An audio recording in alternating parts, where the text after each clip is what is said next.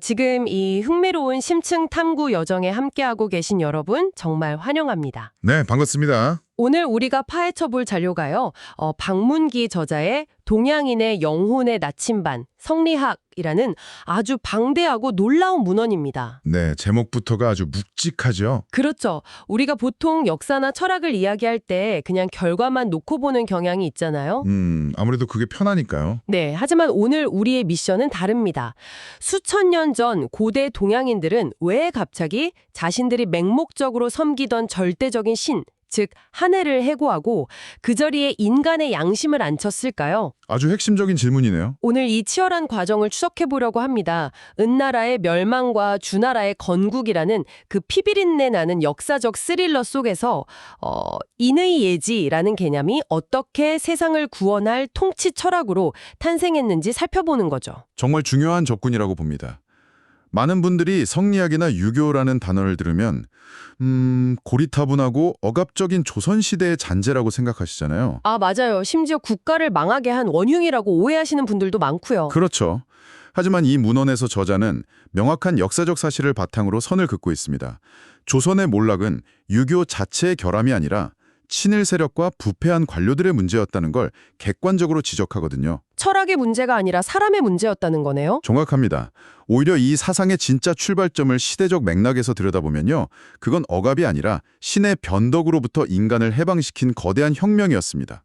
이야, 신으로부터의 해방. 네, 오늘 우리가 나누는 이 역사적 서사가 지금 듣고 계신 여러분의 복잡한 현대적 삶에서도 내면의 나침반을 다시 세우는데 아주 실질적인 힌트가 될 거라고 확신합니다. 자, 이 내용을 하나씩 풀어보죠. 기원전 고대 중국의 은나라 시대로 청취자 여러분을 안내해 보겠습니다. 네, 은나라 시대로 가보죠. 당시 사람들도 오늘날 서양의 창조주 개념과 매우 유사한 아주 절대적인 인격신을 믿었습니다. 그들은 이 신을 한일이라고 불렀죠. 한자로 천이라고 하죠. 맞아요. 우주를 지배하고 도덕을 심판하고 전쟁의 승패까지 가르는 덜대자였습니다. 그런데 이 시스템에는 아주 치명적인 버그가 하나 있었습니다. 버그요? 네, 바로 이 절대적인 하늘이 말을 하지 않는다는 겁니다. 아, 침묵하는 신. 여기서 정말 흥미로운 점은요. 침묵하는 신이라는 존재는 필연적으로 그 침묵을 해석하려는 중간자를 낳게 된다는 겁니다. 해석자들 말이죠. 네, 은나라에서는 국가의 중대사를 결정할 때마다 제사장들이 제사를 지내며 하늘의 뜻을 물었는데 이들이 바로 신의 목소리를 독점한 권력 집단이 되어버린 거예요. 신이 말이 없으니까 제사장들이 자기들 마음대로 해석하기 시작한 거군요. 그렇죠. 자신들의 정치적 욕망이나 사심을 교묘하게 섞어서 이것이 하늘의 뜻이다 라고 선포하기 시작한 겁니다. 듣기만 해도 엄청 위험해 보이는데요. 엄청 위험했죠. 문헌에 등장하는 일화를 보면 이게 얼마나 아슬아슬한 권력이었는지 알 수 있습니다. 하루는 제사장들이 하늘의 뜻이라며 무조건 승리한다고 장담하고 왕을 전쟁터로 내몰았어요. 네. 그런데 그 전쟁에서 아주 처참하게 패배하고 맙니다. 헉, 왕이 가만히 있지 않았겠는데요. 당연하죠. 분노한 왕은 하늘의 뜻을 안다며 자신을 기만한 그 제사장들을 모조리 처형해버립니다. 와, 제사장들 입장에서는 권력을 막 누리다가 순식간에 목숨이 날아간 거네요. 신의 뜻을 잘못 해석하거나 아니면 결과가 틀려버리면 그 책임을 온전히 자신들이 져야 하는 구조니까요. 맞습니다. 그래서 극심한 죽음의 공포를 느낀 제사장들은 고도의 정치적 책임 회피 수단을 발명해냅니다. 책임 회피 수단이요? 네, 거북이 배딱지나 소의 커다란 뼈, 그러니까 대퇴골을 가져와서 불에 시뻘겋게 달군 쇠꼬챙이로 지지는 방식을 고안한 거죠. 아, 뼈를 불로 지져요? 네, 뼈가 열을 받으면 무작위로 쩍 하고 갈라지잖아요. 그럼 제사장들은 대중과 왕에게 그 갈라진 모양을 보여주면서 주장하는 겁니다. 뭐라고요? 내가 지어낸 것이 아니라 하늘이 직접 이 뼈를 통해 징조를 보여주었다. 이렇게요. 세상에, 불에 태워진 이 뼈다귀들이 바로 우리가 아는 그 갑골문자의 기원이군요. 맞습니다. 그게 바로 갑골문자의 시작입니다. 야, 이건 단순히 종교적 의식이 아니라 기막힌 알리바이 생성기였네요. 정확한 표현입니다. 알리바이죠. 국가의 명운이나 수만 명의 목숨이 달린 전쟁의 승패를 고작 거북이 등딱지가 갈라지는 그 우연한 물리적 현상에 맡겼다는 거잖아요. 이렇게 점술과 가짜 신의 뜻에 맹목적으로 의존하던 은나라는 결국 내부에서부터 썩어 들어갑니다. 썩을 수밖에 없는 구조였죠. 우리가 역사에서 흔히 은나라의 폭군, 주왕을 떠오를 때 주지용림이라는 단어를 말하잖아요. 궁궐의 연못을 파서 그 귀한 술을 채우고 숲처럼 나무에 고기를 매달아 놓고 짐승처럼 먹고 마셨다는 그 유명한 사치죠. 네, 맞아요. 당시 술은 곡식을 찌고 20일이나 걸려야 겨우 마실 수 있는 엄청 귀한 것이었고 고기 역시 냉장고가 없으니까 사냥 직후에나 먹을 수 있는 특식이었거든요. 엄청난 노동력과 자원의 결정체죠. 네. 근데 그걸 연못으로 만들고 숲으로 만들었다는 거니까요. 하지만 우리가 흔히 아는 이런 주지용님의 시각적이고 자극적인 묘사 자체보다 더 주목해야 할 건 그 이면에 있는 철학적 붕괴라고 생각합니다. 맞습니다. 아주 중요한 지적이에요. 주지웅님은 단순히 한 왕의 개인적인 일탈이 아니라 시스템 자체의 붕괴를 보여주는 상징이거든요. 네, 시스템의 붕괴요. 백성들의 고요를 짜내서 매일같이 하늘의 뜻을 묻는다는 핑계로 거대한 제사를 지냈잖아요. 그리고 그 제사가 끝난 후에는 지배계층의 무제한적인 쾌락으로 이어졌던 거죠. 백성들은 굶어 죽어가는데요. 그렇죠. 신목하는 하늘을 대신해서 신의 뜻을 참칭하는 그 사이비 제사장들과 부패한 권력에 결탁하면서 인간의 존엄성은 완전히 짓밟혔습니다. 그게 국가 멸망의 핵심 원인이었죠. 결국 이 극단적인 타락은 혁명을 부르게 됩니다. 주나라 세력이 백성들의 분노를 등에 업고 마침내 은나라를 무너뜨리는 데 성공하죠. 역사적인 순간이죠. 여기서부터가 진짜 흥미로워지는 지점이에요. 무력으로는 승리했지만 주나라 건국 세력 앞에는 거대한 사상적 위기가, 그러니까 엄청난 딜레마가 닥칩니다. 어떤 딜레마였죠? 은나라를 추종하던 민중들이 날카로운 질문을 던진 겁니다.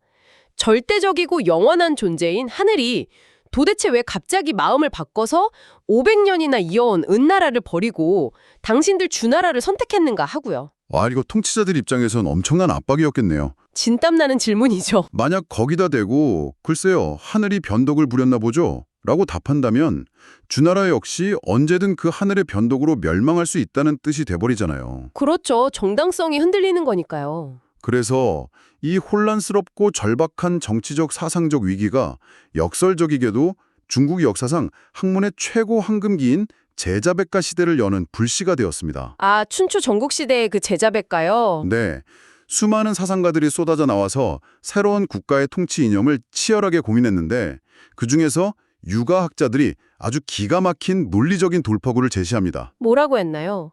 하늘이 변심한 게 아니다. 이전 통치자에게 덕이 없었기 때문이다. 이렇게 선언한 겁니다. 야, 하늘의 탓이 아니라 인간 통치자의 도덕성, 즉 자격 문제로 프레임을 완전히 전환한 거군요. 네, 패러다임이 바뀐 거죠. 이 과정에서 하늘이라는 절대신의 개념 자체가 완전히 재정이 됩니다. 과거 은나라의 하늘이 인간의 일거수일투족을 간섭하고 심판하는 아주 마이크로 매니저 같다면 그렇죠. 맨날 거북이 등딱지로 결제받아야 했으니까요. 맞아요.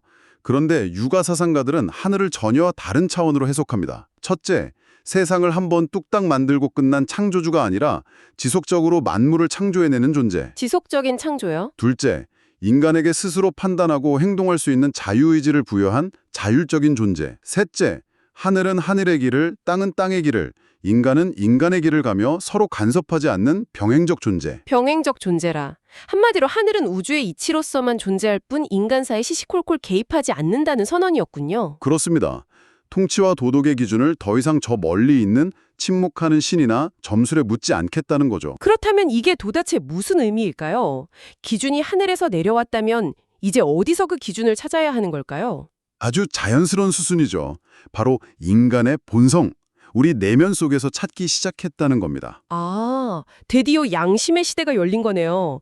여기서 문헌은 인간의 본성을 아주 흥미롭게 대비해서 설명하더라고요.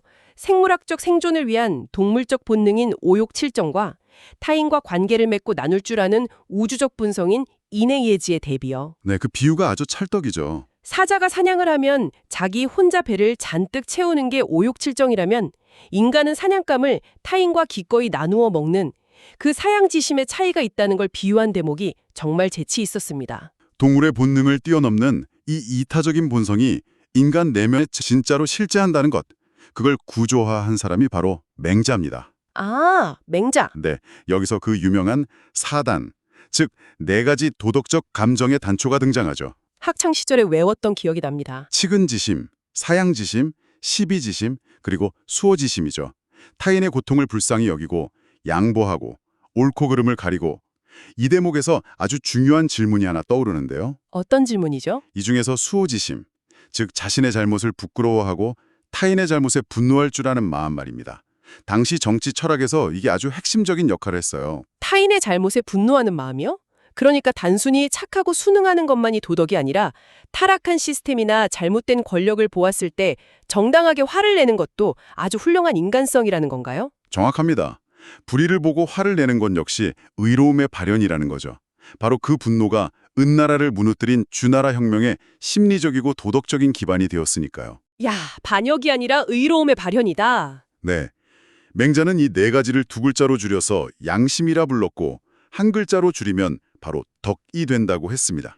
양심, 그리고 덕. 네.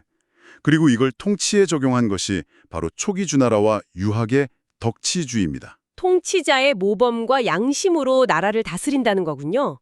근데 전문가님, 이 양심이라는 게 그냥 가만히 숨만 쉰다고 저절로 생기는 건 아니잖아요. 당연히 아니죠. 이걸 시스템으로 정착시키려면 결국 훈련이 필요한데 여기서 공자의 교육혁명이 등장하더라고요. 당시 교육은 오직 왕족이나 귀족들만의 특권이었잖아요. 철저한 신분제 사회였으니까요. 그런데 공자가 그 고기육포 3개, 이른바 육포지례라고 하죠. 스승에 대한 최소한의 예의로 육포 3개만 가져오면 신분 고하를 막론하고 제자로 받아줬다고 해요. 그렇게 가르친 제자가 무려 3,000명이나 되고요. 그 시대엔 정말 파격적인 일이었죠. 신분에 상관없이 누구나 교육을 통해 내면의 양심을 깨우치면 도덕적인 리더, 즉 군자가 될 수 있다고 선언한 거니까요. 핏줄이 아니라 교육으로 운명을 바꿀 수 있다니 민중들에게는 엄청난 희망이었겠네요. 사회를 뒤흔드는 혁명적 사상이었죠. 이렇게 교육으로 길러진 개인의 양심은 점차 사회적 질서로 확장됩니다. 어떻게 확장되나요? 인의예지가 가장 1차원적으로 발현되는 곳은 바로 가정이에요. 그중에서도 부모와 자식 간의 관계인 효입니다. 아, 효도. 동양의 법 체계를 보면 이 효가 얼마나 강력했는지 알 수 있는 흥미로운 예외 조항이 있더라고요. 부모 자식 간에는 범죄자를 숨겨주어도 범인 인익죄가 적용되지 않는다는 거요. 맞아요. 인간의 가장 자연스러운 본성을 법으로 처벌할 수 없다는 철학이 깔려 있는 거죠. 그리고 이 마음이 사회로 나가면 타인을 존중하는 예가 되고 국가 차원으로 가면 마침내 충이 되는 구조입니다. 아, 여기서 제가 문헌을 보면서 제일 통쾌했던 반전이 하나 있었어요. 어떤 반전이셨죠? 우리가 흔히 충이라고 하면 군주나 윗사람의 명령에 무조건 복종하는 맹종을 떠올리잖아요. 네, 조선 후기나 일제강점기를 거치며 좀 왜곡된 면이 있죠. 근데 당시 육아사상에서 말하는 충의 개념은 전혀 달랐습니다. 글자 그대로 마음 중심의 양심을 올바르게 세우는 게 충이었어요. 맞습니다. 만약 군주가 인의 예지를 내팽개치고 백성을 착취한다. 그럼 그 부패한 군주를 자리에서 끌어내리는 것 자체가 국가와 백성을 향한 진정한 충이라는 충격적인 당시의 팩트체크가 나오더라고요. 와, 정확하게 보셨네요. 맹목적인 복종이 아니라 권력의 부패를 제어하는 시스템적 안전장치였던 겁니다. 이 지점이 서양 철학의 거장 칸트의 생각과도 절묘하게 교차하는 대목이에요. 칸트요? 밤하늘의 별과 내 마음속의 도덕 법칙, 그거 말씀이신가요? 네, 맞습니다. 서양의 칸트가 도덕 법칙을 이야기했다면 동양의 성리학은 우주의 이치인 리가 하늘 저 멀리 있는 게 아니라 이미 우리 인간의 본성 속에 도덕 법칙으로 내재되어 있다고 본 거죠. 둘 다 내면의 나침반을 이야기했네요. 그렇죠. 다만 뉘앙스 차이는 좀 있습니다. 서양은 신이 인간의 마음에 새겨넣은 법이라는 느낌이 강하다면 동양의 성리학은 우주적 이치와 인간이 애초부터 하나로 연결되어 있다고 본 거죠. 아, 초월적 신의 징벌을 두려워하는 게 아니라 지금 내 안에 있는 자율성에 집중했다. 그래서인지 육아사상가들은 시선이 지금 이후의 세계가 아니라 항상 현재 살아가는 현세로 향해 있었던 것 같아요. 맞아요. 공자의 일화가 그걸 아주 잘 보여주죠. 제자들이 죽음 이후의 천국이나 귀신에 대해 물어봤을 때 말이죠. 네, 제자들이 묻자 공자가 호통을 칩니다. 사는 것도 모르는데 죽음을 어찌 아느냐. 사람도 제대로 못 모시면서 귀신을 어찌 모시느냐 하고요. 완전 팩트 폭력이네요. 철저한 현실주의자였죠. 결론적으로 유가, 즉 성리학이 꿈꿨던 이상적인 천국은 죽어서 가는 미지의 세계가 아니었습니다. 그럼 뭐였죠? 저자는 이를 만물유건이라는 개념으로 아주 통찰력 있게 분석합니다. 만물유건이요? 네, 단순히 인간들끼리 도덕적으로 잘 사는 걸 넘어서 우주의 이치인 리에 따라 이 세상 모든 생명체와 자연 만물이 각자의 본성대로 평화롭게 살아갈 수 있도록 조화를 이루는 현세의 천국을 의미하죠.